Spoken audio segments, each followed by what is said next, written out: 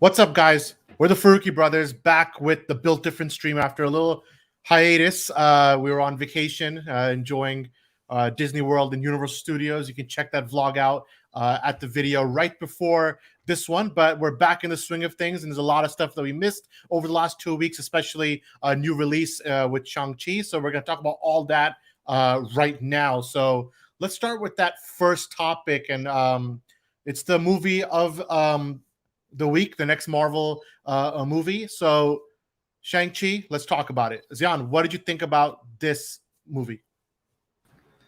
Honestly, for me, it was the first true start to Marvel's Phase 4 on film.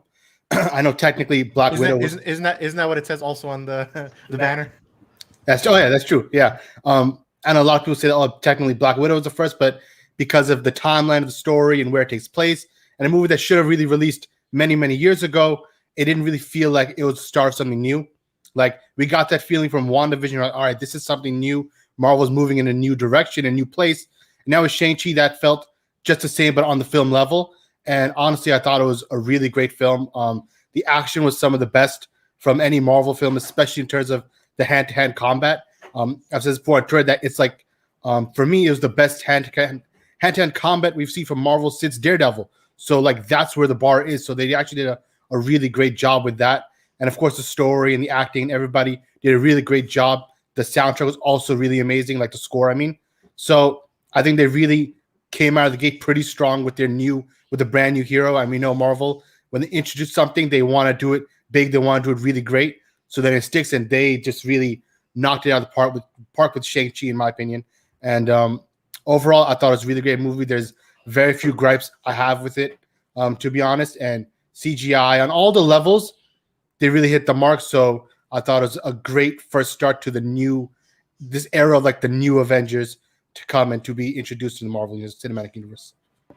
Well, one of the reasons why I put, at the banner, the true start to Phase 4 is because I agree with Xian's overall point was that it did feel like this is what Phase 4 will look like, and it's very much in line with what we talked about before when it comes to the streaming options from Disney and Marvel, which is the idea of more director-driven content from the studio, which is something from Phase 1 to 3. If you really think about it, it's very much producer-driven. You can really feel Kevin Feige's fingerprints on all of the stuff, and here it finally feels like, and we're talking about later with Eternals, that it feels like finally they're letting kind of these directors put their own spin on these characters. I mean, we saw that with WandaVision. We saw that with, to a lesser degree, Falcon Winter Soldier, but then we also saw with Loki, that when you give the directors time and effort to create something and not have it follow the MCU model, then there's a chance where you can have a really great movie. And Shang-Chi, in my opinion, did do that. It felt unique. It felt different from normal Marvel. I mean, if I had to compare it to one phase, it did feel like Phase 1 a little bit. But at the same time, there's something fresh about it from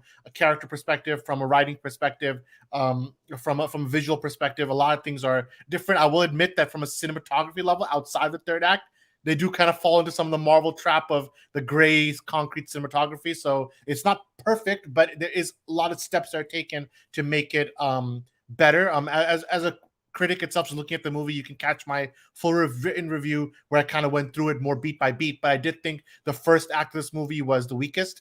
I thought the second act, especially when, like Xian mentioned, the action sequences kicked in, that's where really the movie found its footing. And then the fact that they put family at the heart of it is something I felt was very interesting as well. Given that most MCU movies, if you had to distill to a couple of themes, family is normally not one of the themes they'll go for.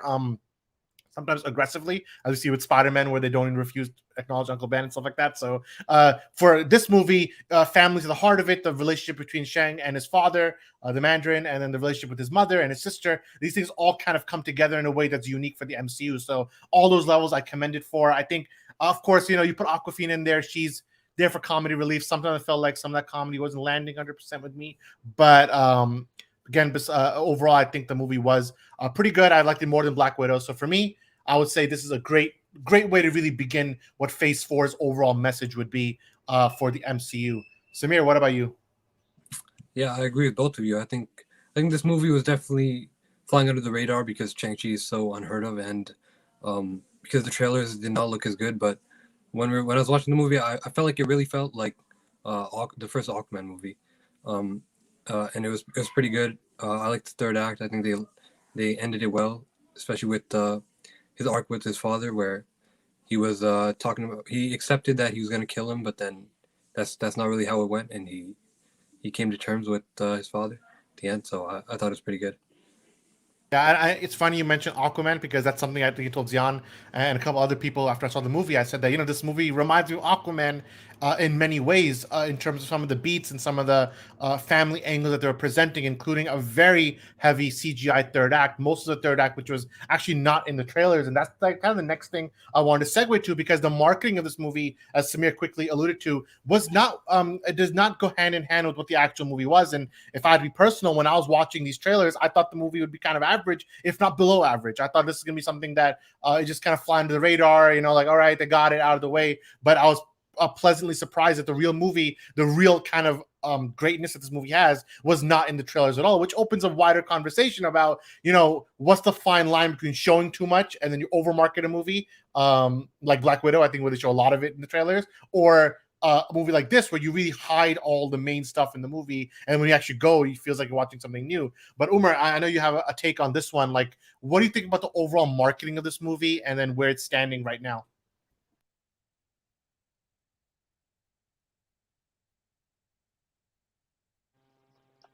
Yeah, I know. Well, you made some of the points I was gonna make, but I think from the perspective of like I didn't really get a lot of what they were doing. Like a lot of like I didn't see a lot of the interviews that come out. Like usually when the actors get interviewed, I know they have a cast that's like um yeah, especially like the main character is not really that known, but like you could have done more in that regard. I think like interviews and like getting more of a buzz.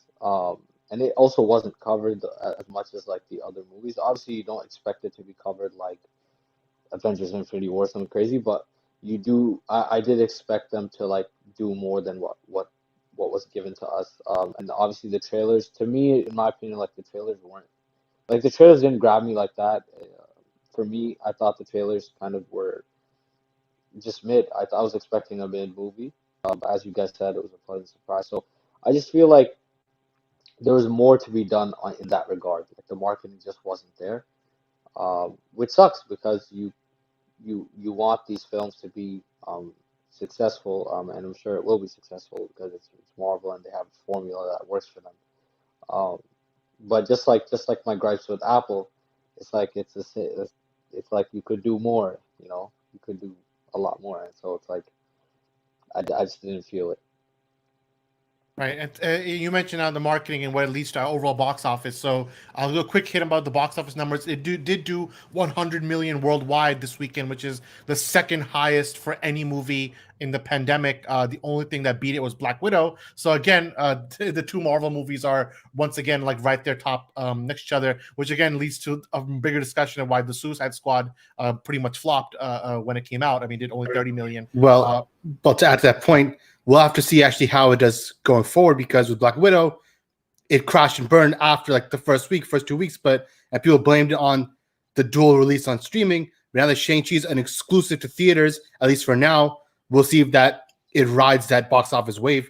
And Suicide Squad, it was also HBO Max is readily available, so it's like, is that killing the box office, or guess what? Shang-Chi is gonna actually show us that does it make a difference or not? What this movie did show is that if you do release a movie absolutely exclusively to theaters, if you do it correctly, people will still come to theaters despite the variants and despite the pandemic still kind of raging on. People are going to go see movies they're interested in, and of course, I mentioned the Suicide Squad, but in reality, that being a super R-rated movie and even the name Suicide Squad is not appealing to audiences. Where Shang-Chi, you put the Marvel logo right in front, that gives audiences right away a sense of trust that when they're going to spend $20-$30 a ticket to watch a movie in IMAX, they're getting their money's worth. So that's why that movie's making 100 million where the Suicide Squad made like 30 million, right? So this is a different game right there. So overall, like Samir, I'll jump back at you. I mean, do you think this movie is better than Black Widow, like overall? I do think it's better than Black Widow actually, but I think this movie did a good job of redeeming the Mandarin that they completely messed up in Iron Man 3. Even though in this movie I don't think they ever even called him the Mandarin. I mean, he mocked the name. But yeah, I think this one was better.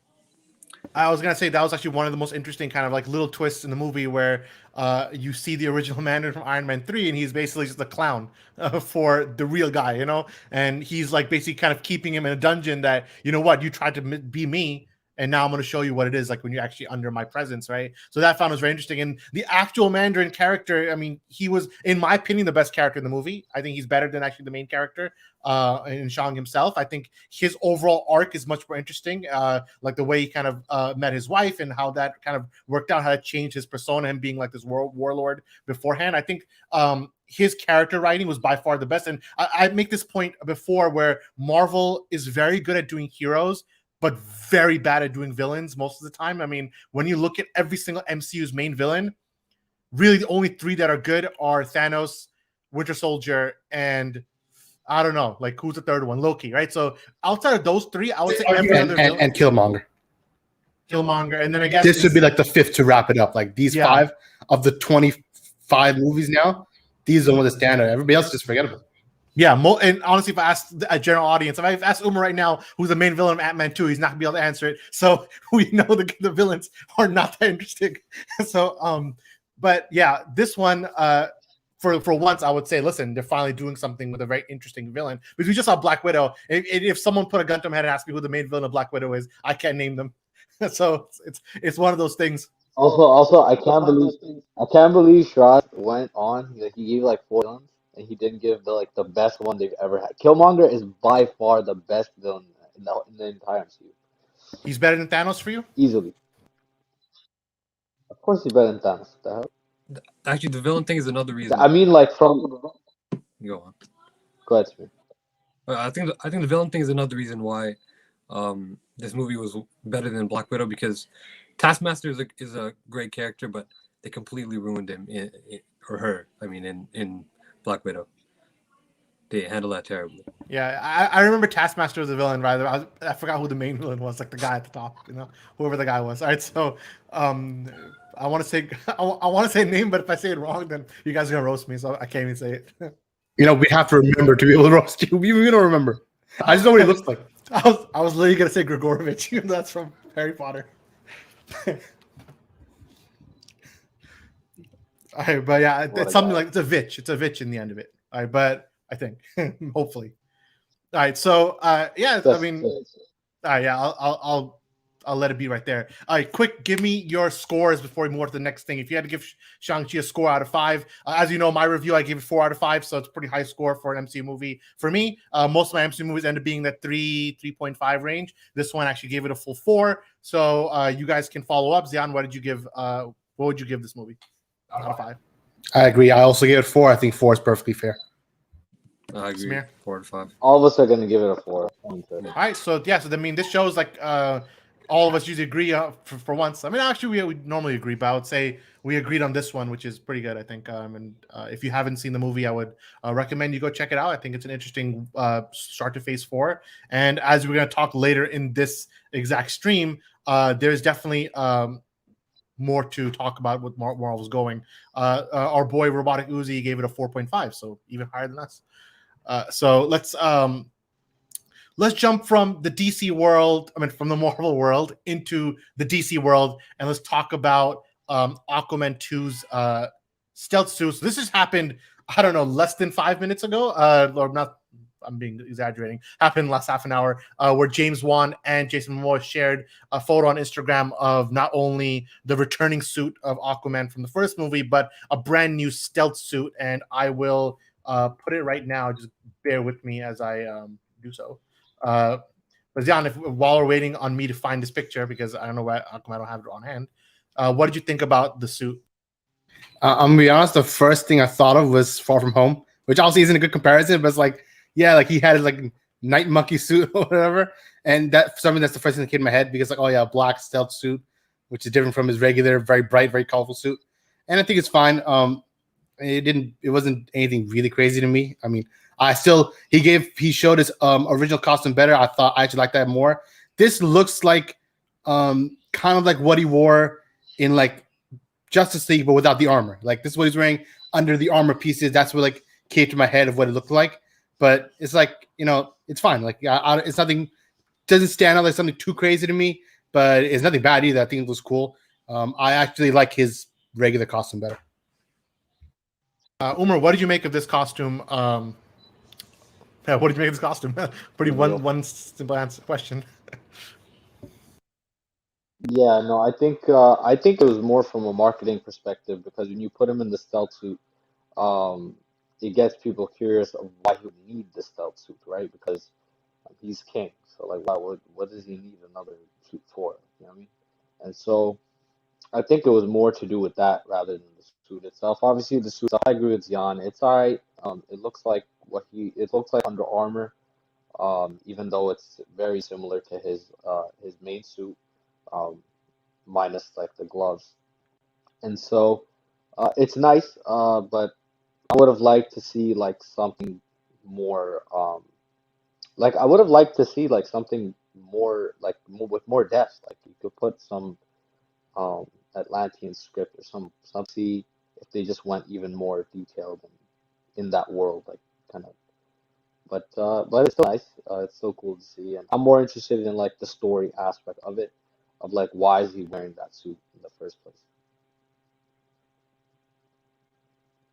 Samir, what about you? Like, what are you're the design guy, I guess. So, or you're the design guy, you're the art guy. So, give me like your thoughts on the suit. I mean, really, we all have this. We're all saying the same thing. It's nothing too special. It looks okay. Maybe in the movie it'll look better, like in context. But yeah, I think it looks good. I think it looks okay. Yeah. So James Wan, when he was explaining in his caption about what the kind of genesis of the suit is, he was mentioning that it's inspired by the 1980s kind of alternate suit that Aquaman had, a blue suit, and so basically, it's kind of like it's your standard suit, really. I mean, if I wanted to get down to like the real nitty gritty of it, first of all, wait, let me address one comment because I might as well address it, right? So it's just me or three of them look the same. So I wonder which three he's talking about. Is it me, Zion, and Umar, or me, Zion, and Samir? Me and Zion have to be two of them, but I don't know. I think it's probably me, you, and Zion because of all the Is it the beard. beard? Is it the beard? But Samir has a Samir's beard like, too now. you know, he's So pretty bored. Jace Flopper. We are the Farooqi Bros. So I would assume we look somewhat similar. So yeah, that suit now. Yeah. So overall, if you look at the real reason of it, it's because every movie they have to sell action figures for these guys, So if you could package a secondary action figure Aquaman stealth suit, everyone's gonna buy it. Same reason why there was a Night Monkey suit in Spider-Man Far From Home. You need the stealth suit, and I think it's like a very like standard thing for a sequel to have like an alternate suit, a darker suit. So I mean, this what they mentioned for a movie reason is that this is a completely camouflages. So I'm sure with some VFX when he goes into the water, maybe like it'll be see-through, like you can just see the water behind him or something. I don't know how they're gonna do it exactly. It feels like this whole second costume thing, it only really started relatively recently because like in the original Spider-Man films, he had his one costume. That's it. Except obviously the Venom one in 3. The Dark Knight trilogy, he didn't change costumes within the movie. Like except Dark Knight, where he went from his Batman Begins to his Dark Knight one, but it's not like he had different versions of the costume within the movie for different reasons. I feel like it's only relatively recently where they're like, oh yeah, to sell more toys, we need different costumes. That seemed more like a show thing, like an animation. You have different versions, like an ice suit, a stealth suit, or this suit, or whatever. But in film, it doesn't seem like it's been going on that long, really. I mean, yeah. I mean, look at BVS. It had like 3 different Batman suits, where each of them can be its own action figure. Man of Steel had 2 different Superman suits, if you count the black suit that he wore in his sequence. So it's I think if Marvel will do they it more often. Yeah. I think if they weave it into the storyline, I actually don't have a problem with it. Like if it's a part of like what they're doing, it's a part of the plot, then great. But if it's not a part of the plot and it's just garbage, like it's just like whatever, then problem. Next slide, So please. one of the comments, I'll just address something. Who's better, Shang-Chi or Aquaman? I'm not sure if that means which movie is better or which character would beat each other in a fight. But I would go with the movie since we're discussing movies right now. So Samir, I'm gonna ask you because you compared it first, Aquaman to Shang-Chi. Which of these movies would you consider be the better movie? You're muted. You're still muted, yeah. So I don't know, but All right, so his intro messed up. Xian, answer the question. What's a better movie, Shang-Chi or Aquaman? Once again, it's not. I don't know. I don't know. They're both equal. I don't see one over the other. How can they be equal? They're too similar, and they did all the good things right and all the wrong things wrong at the same time. So it's like they're identical films. So you call them? I know. Honestly, I think Shang-Chi's is slightly better because Aquaman, it's like when it was weak, it also looked very messy. You know, like the visually is very messy. But Shang-Chi, when it was weakest when it was like in the beginning, where it's just like basic human interactions, where like you give a knock on that, but at least visually it looks somewhat appealing. It's not CGI mess. So you're gonna knock points off for basic human interactions. All right. Well, I mean, like the writing. Yeah. The writing, the first act is pretty bad in Shang-Chi. Samir, which movie is better? I'd give it to Shang-Chi. I think Aquaman had a lot more pacing issues. I don't think the CGI was that big an issue because, I mean, when comparing the movies, because both of them had bad CGI in a lot of parts, but then both of them had great CGI in the third act. So I don't think that was the issue. I think the first act of Shang-Chi was the first act writing was just completely comedy. It was like nothing that interesting other than the first scene where they're giving the Mandarin backstory. But in the end, I'd have to give Shang-Chi the upper hand. All right, Umar, both these guys are saying Shang-Chi is better than Aquaman. Where do you stand on this? Yeah, I agree with Jan's point about the writing.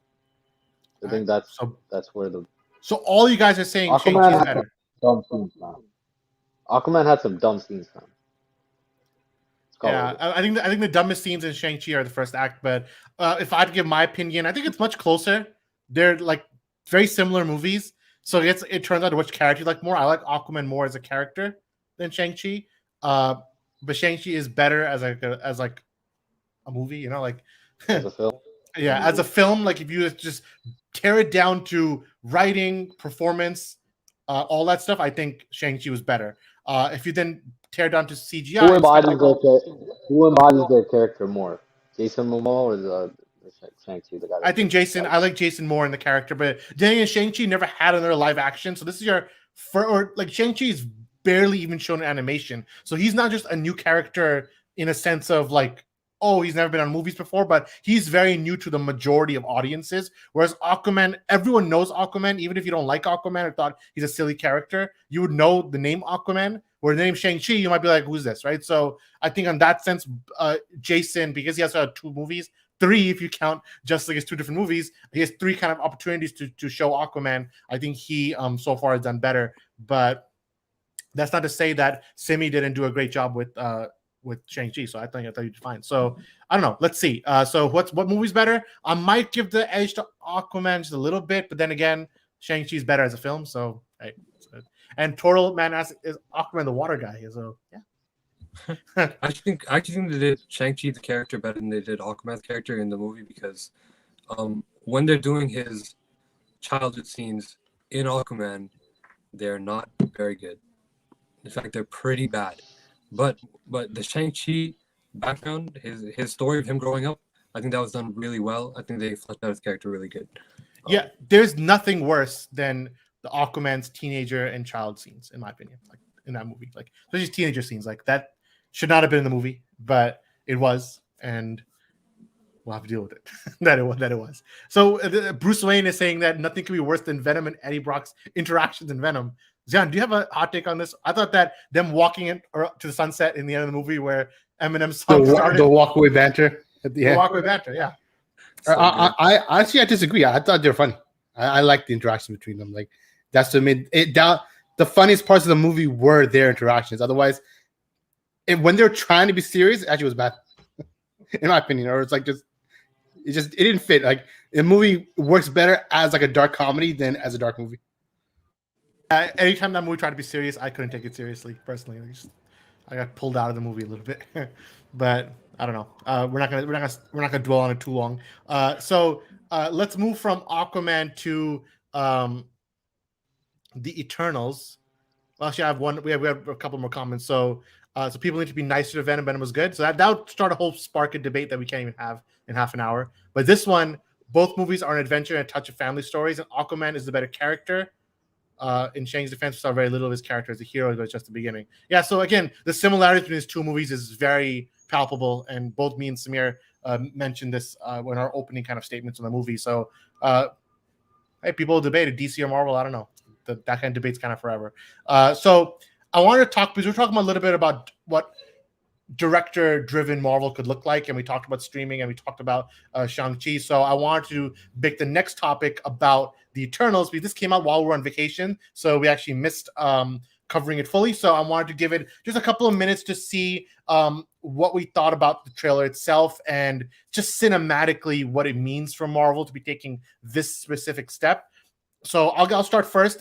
First, I'll say, Samir, you were right. So you got that. Like, you were right about this. The beginning of the year, Samir said the Eternals is the dark horse, and none of us, we all said like that's the lowest end of the movie we're looking at for the year. But it turns out this could legitimately be a dark horse based on the first trailer and what it could mean for this year's superhero movies. So, so Samir, kudos to you for that. But the Eternals trailer, in my opinion, this second trailer, was very strong, and it really showed like what Marvel can do if they leaned. I'm not saying this is cinema, but leaned towards cinema, like leaned towards making something that was it's about physical sets. It's about actually making a movie which is character first, about making a movie that's less about the formula, less about what the future of the MCU is, and just about creating a world that's very unique. So I think this has the opportunity to be one of the MCU's best movies, despite being full of characters that nobody's ever heard of. So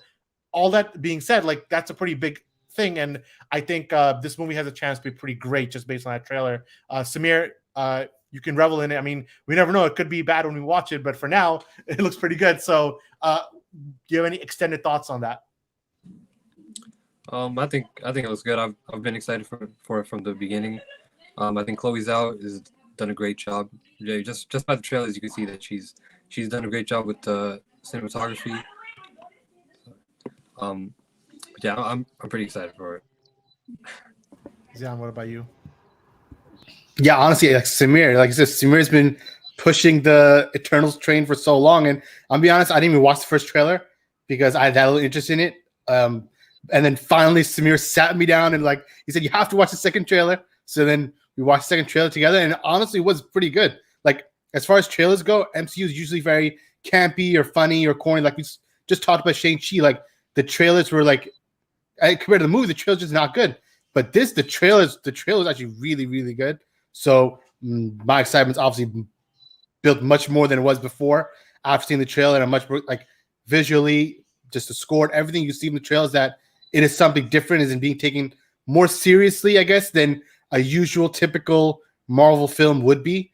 And that really appeals to obviously me and us, as we like more deeper storytelling, or at least even visually deeper. So the trailer showed all that, and it definitely has me way more excited than it was beforehand. I've got to say that Zion is not exaggerating when he said that Samir literally sat him down, and this just happened a couple of days ago. He sat all of us down. He said, "Listen, I saw the trailer myself. I don't know if Umar saw it or Zion saw it." So he sat the four of us down and said, "We're watching this right now," and we did. So that actually happened. So Umar, you just talked about marketing in the beginning of the stream, where we talked about Shang-Chi's marketing being less than stellar. Do you think for Eternals they're actually kind of fixing the ship and going the right direction of marketing this one? Yeah, no, I think the last trailer was a big step up. And obviously, I think they do need to market this one as unique in its tone. Like, I think the MCU, like Zion said, that if when we do get trailers that look like, oh, this is another one that's like just gonna fit right into the rest, that we're gonna watch, we'll love it for a little while, but we'll forget about it. I think this last trailer shows us that the Eternals, they're not messing around. They're gonna create that world, and they're gonna take it seriously. And I expect the jokes to still happen, which is cool. I actually think that when you do go the unique route, and then there is jokes and there's some levity, I actually think the jokes then work better. Like the one-liners work better in that way. So I expect them to do well with Eternals. I actually think Eternals, there's some of the characters that are not the most well-known, but I do think that similar to really their entire model. If you look at Iron Man, Captain America, they weren't actually the most well known. Like they were well known, but they weren't like A-listers, right? And so I Yeah, feel they like weren't with Spider-Man. Eternals, They weren't Wolverine. Yeah. um, they're gonna, yeah, yeah, and I think with the Eternals, they're gonna try to kind of basically um follow that model, and that's why you see that even the actors that they're getting or the director that they've chosen, like it's very pointed. So I feel like from that standpoint, I feel like as far as the marketing goes, I feel like they can always tweak it and like market it better. Um, and so I feel like they should and the next I feel like the next trailers will like the next stuff that we see will follow um what they've done with the last trailer, which was amazing by the way. I loved it too.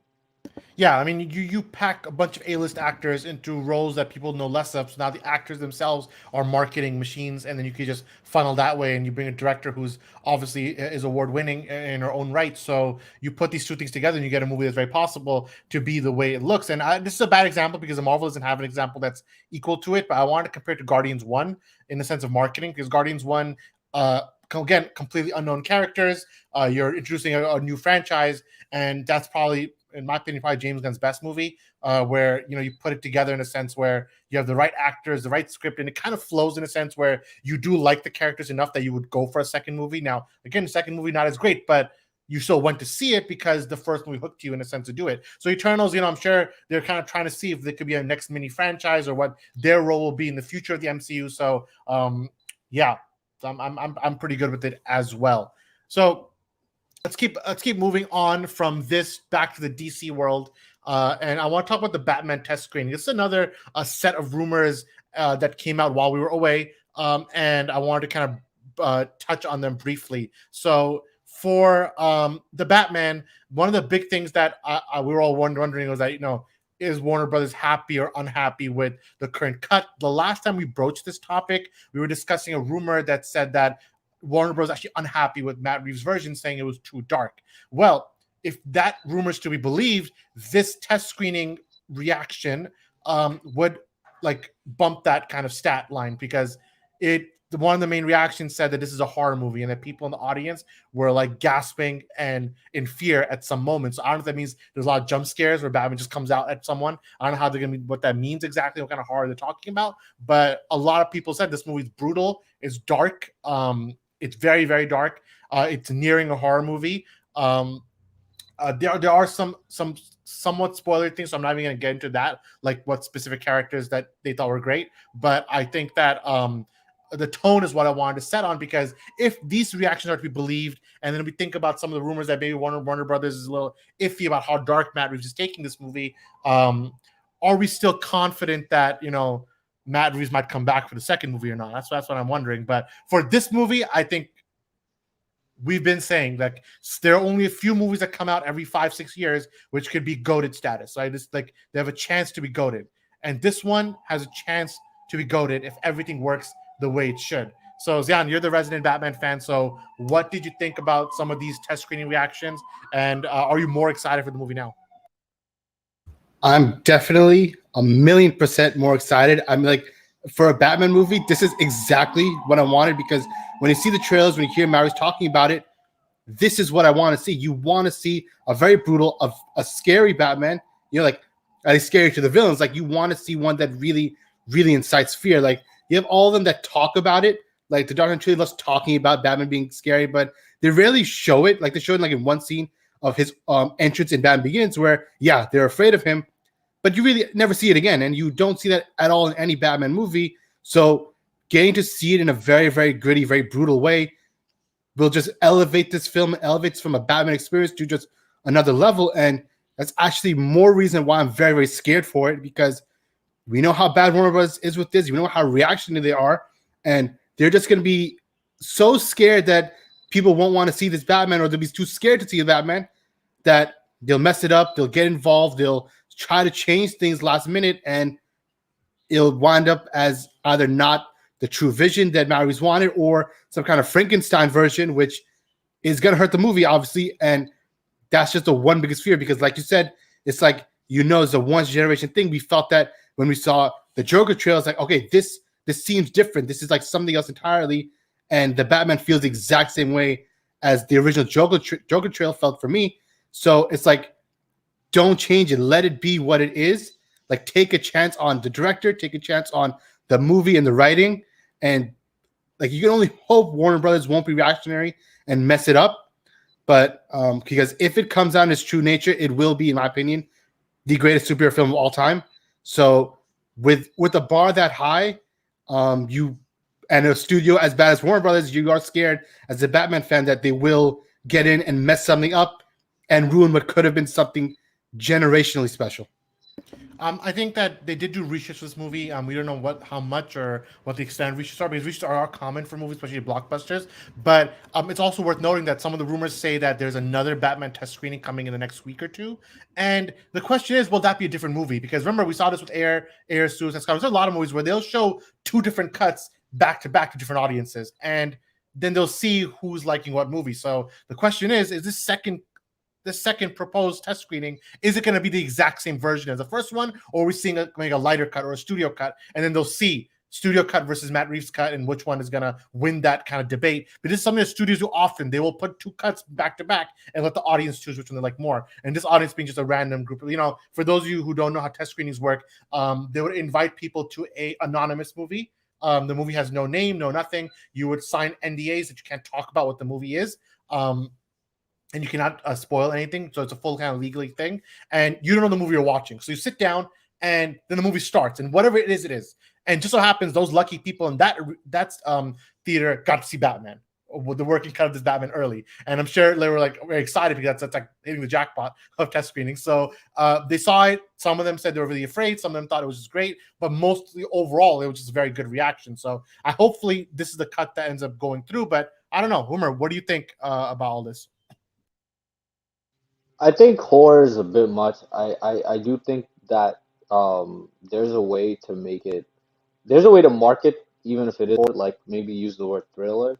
And honestly, watching the first trailer, that's what you got from it. Like, and I actually feel like from the sense of the Riddler, it seems like we're gonna get another Heath Ledger type. I'm not saying he's gonna be as good as him, but I'm saying that like the way they're gonna go about making his character, I feel like it'll be very similar to Heath Ledger. And Heath Ledger, obviously his performance added to it, but he put you in spots where you felt very uncomfortable, or rather like Thriller, right? Like he's doing things and he's like he has this whole like weird plan of like killing two people and Batman has to pick, and it's like those types of situations will garner the anxiety of the fans. And in fact, a Batman movie, in my opinion, should be made that way anyways. Like we don't want a movie where uh we like the one example that comes to my mind is that they went super brutal in Batman v Superman. He's killing people and he's of course it has his own storyline. But then right after that they follow it up with the reaction that, oh, now he's like back to himself again, himself, a version of himself, Frankenstein version of himself, and everybody hated that.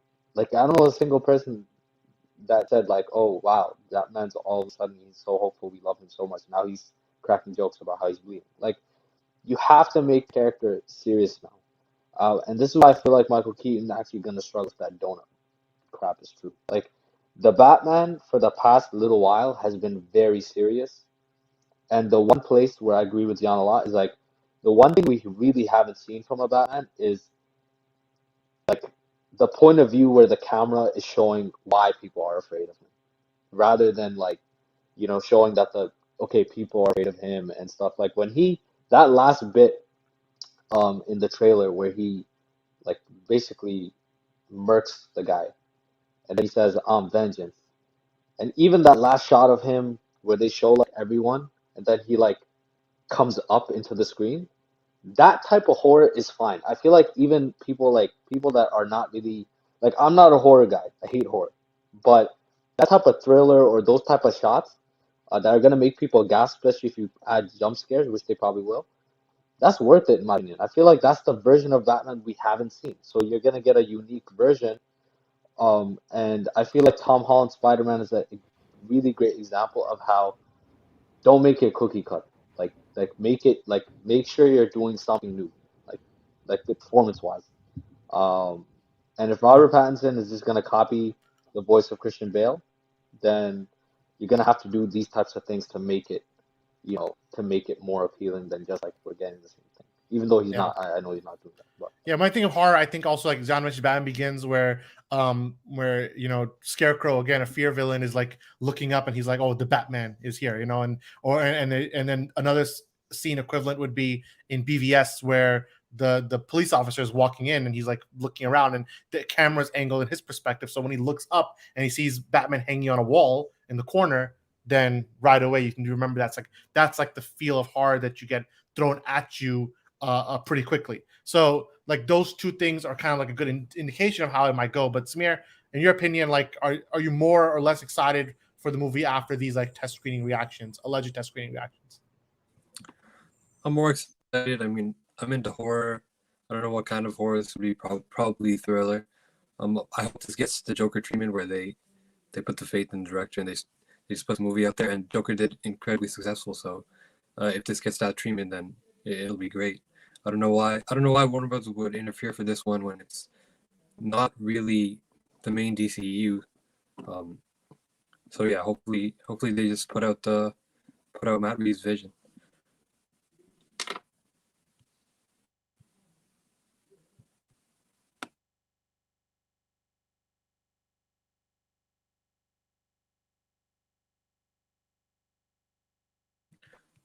Are you muted still? Muted. Oh, sorry. Yeah. It's like an hour now. So why didn't you guys tell me earlier then? I just told you 10 times. Okay. I wasn't looking at the screen. I was looking at something else. Quick things. Let me say, Umar, you have to tip or something. You can jump out if yeah. I gotta leave, but it was real, boys.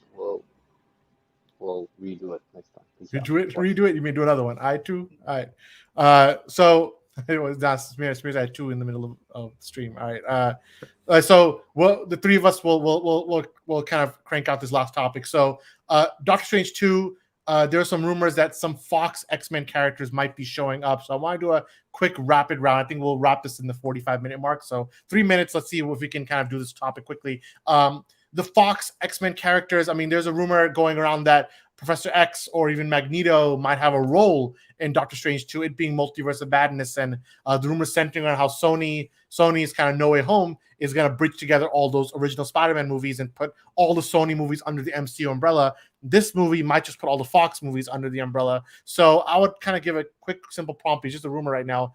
If you could pick one X-Men character to show up and have a big role in Doctor Strange 2, which one would it be? Ziana, you start first. For me, it would obviously be Magneto because we know Scarlet Witch, she is the daughter of Magneto in the comics, and they could easily just retcon and say, yeah, her parents and Sokovia, whatever, those two kids were adopted, and they're actually mutants who are the kids of Magneto, and they could easily bridge it together. You can bring the X-Men in that way so easily, and you already have a mutant character that you're very well aware of, that you know about, who's already established in the universe with Scarlet Witch. I forgot what they did in the show. I think they did in the show that she already kind of had powers before she touched the Infinity Stone, like ever. So it's like you can easily explain that now, like why she had the powers, and when she touched the Infinity Stone, when she was captured, they obviously accelerated or boosted it or whatever. But I think it's a no-brainer for me. I mean, if they want to just bridge that together, bring Magneto, at least that's what I'd like to see. But I feel like that's not going to be the way they go, so she won't have to be a mutant. Which Magneto, though? Obviously, Michael Fassbender. Obviously, Ian McKellen, he's amazing, but I think long-term, if you want a young Magneto to just like continue and make a ton of movies going forward, he's the guy, and obviously he was very amazing as well. So if it was my choice, I'd want him back, Fassbender. Samir, if you could pick one X-Men character to show up in Doctor Strange 2, which one would it be? I have to agree with Dion here. I think Magneto's the only right answer. Maybe Hugh Jackman, but of course he's not coming back. I think if they had to bring Hugh Jackman back, you would do it for Deadpool 3, which is kind of being written. You just try something with it. I don't know. Like, that's the movie we've been waiting for.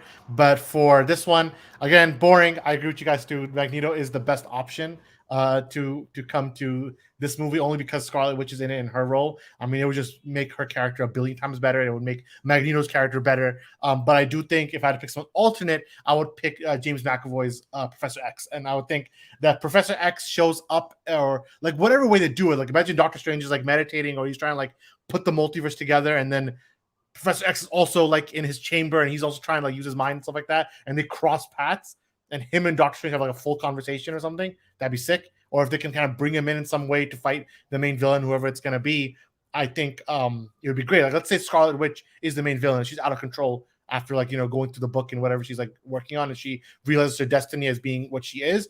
And she becomes out of control. Imagine it's Professor X that kind of calms her down, being kind of like the master of mutants that he is. So I think that'd be an interesting way to do it. And of course, Wolverine, like Samir said, fun choice, but at this point, if he showed up in that movie, it would feel more like a cameo rather than something seriously for the story. Whereas I think our two choices for Magneto or Professor X, I think that's very much in story and in continuity, would be very interesting. I think I'm slowly thinking, especially after Spider-Man, like I think we talked about this with the Spider-Man reaction, that we were, one of you guys said it, that we were more excited for Doctor Strange than we were Spider-Man itself.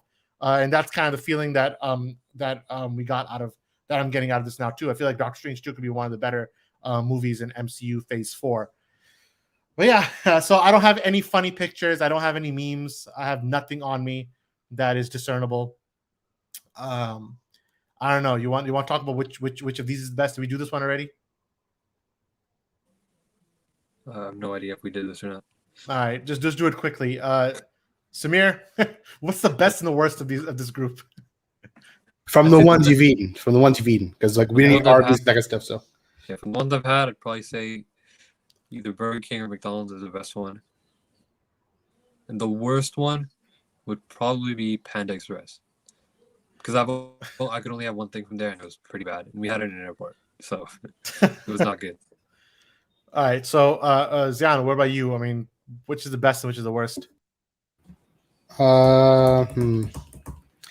I feel like we've eaten Panda Express, but it's been so long that I don't think it fairly assess it as one of the choices. So I would say best is Burger King, and worst is probably Subway. Yeah, like once upon a time, Subway was all right, but like I don't know, they kind of like dropped quality. For me, they're all kind of bad, like on a base level. They're bad on a base level, but and like, here's my choice. I would eat none of them. But if I had a choice, I would probably go with, like, a McDonald's or Burger King fish sandwich, maybe, or from Taco Bell, maybe, I don't know, like a burrito. The worst would be probably Arby's by default, or like, I never had Arby's, but it just sounds like it's bad. I guess from all the fish sandwiches, Wendy's is the worst one. The tuna at Subway is I don't know, like, if you're in the States, the tuna could be like not even real. So I don't know. We'll see. So I don't know. Let's see what the comments are saying. I mean, we have McDonald's and Subway, Taco Bell. I mean, Safia's also saying, who the hell eats Arby's? So I don't know. It's obviously not anyone in New York. Robotic Uzi said Taco Bell is the best. Yeah. Do you guys even have Popeyes? Do we have Popeyes? Yeah, we have Popeyes. Right, yeah, we have Popeyes, but unlike Canada, there's no such thing as a halal Popeyes. Oh, there is. They're all halal. Yeah. Here they're not halal, but there is one across the street. But yeah, I mean, let's be honest, they're all kind of 0 out of 10. But when you're hungry and you're like really like dying for something quick and cheap, then I guess you can get a fish fillet and it'll do the job. As we know, Umar's not here for that joke, but we've had but one thing is clear: Burger King fries are much better than McDonald's fries, and I will die on this hill. That is completely just not. It is so true. McDonald's fries are like they're all soggy. That's one thing, and they're like over salty, and they're just not good. Yeah, McDonald's fries are probably the best fries I've ever had, and they're 100 times better than Burger King fries. Maybe your Canadian version. Garbage fries, the worst fries ever. Here, McDonald's fries are like almost borderline unedible. Like, one, there's not even potato in there. They're like husks. Like, they're like, yeah, I don't even know how to describe them. They're like soggy, like, listen, emptied up. Let me tell you why. It's because you Uber Eats everything. If you're Uber eating McDonald's and it just comes soggy, it's gonna take a while to get to you. If you go there and get the fries, I'm telling you, they'll taste good. But that's the thing. We also Uber Eats Burger King, but those don't come soggy. But those are just bad. They come bad. They're way better. They're bad. Here they're better. It comes down to if you want like thin and crispy French fries, which would be in McDonald's, or like Burger King French fries are more like steak fries, like they're a little bigger. So sure. Yeah, I don't know. Like I said, they're not steak fries. They're not steak fries. Like they're just a little thicker. They're cut a little thicker than the McDonald's fries. They're all bad, but they're just a little better. You know, Burger King is a little better, I think. Alex is stuck on a smiley face. All right, all right. Let's wrap it up there because we obviously got nowhere. Which is, and if Umar was here, he'd probably say something like, "I agree with Samir." So his opinion would also be useless in this scenario. But yeah, let's two-time it here then. All right, so let me do a last bit of shout outs. Okay, so if you guys don't know, we have a Farooqi gaming channel. So you can check that out. I'll put the link in the description and in the comments. You can check it out after the stream is over. But on Farooqi Gaming, it's not, well, you're going to see once in a while the Farooqi Bros put content on there, but most of the time we're giving the baton to that channel off to the Farooqi boys. So you want to catch them kind of putting up little shorts or videos around they're running Fortnite. So if you want to watch their videos, you can definitely subscribe to Farooqi Gaming and check them out. And of course, the Farooqi Bros themselves. This is here at Comic Book Debates, our main channel. So you can see all the regular content. We just did a vlog detailing their entire trip to Universal Studios and Disney World. So if you want to know how it is going to a theme park in the middle of a pandemic and how we managed it in the summer heat, you can go check that out. We're going to review all the best rides and all that fun stuff. So that's also available. So definitely those are two kind of quick plugs I wanted to give. Also check out Comic Book Debate on Twitch, where I sometimes play games live. All right, so guys, Zion is Twitch streaming. What are you playing right now? You playing Dark Souls? I'm playing Dark Souls 3 right now, and if anybody knows how those games are, you want to kill yourself how many times you die. So it's fun. And then Samir, what do you have to shout out? Me, I'm just chilling, bro. I'm nothing, bro. I got nothing. Sorry. Why don't you shout me out then at least? You know? All right, guys, check out Shiraz. He's a writer. He's a great writer. He's a journalist. What can I say? Thank you. I appreciate the what can you say. That was the important part of that. Exactly. All right. All right. So from myself, from Zion, and from Samir and Umar, he had to dip to watch something. We're the Farooqi Bros, and we'll see you next time. Peace out.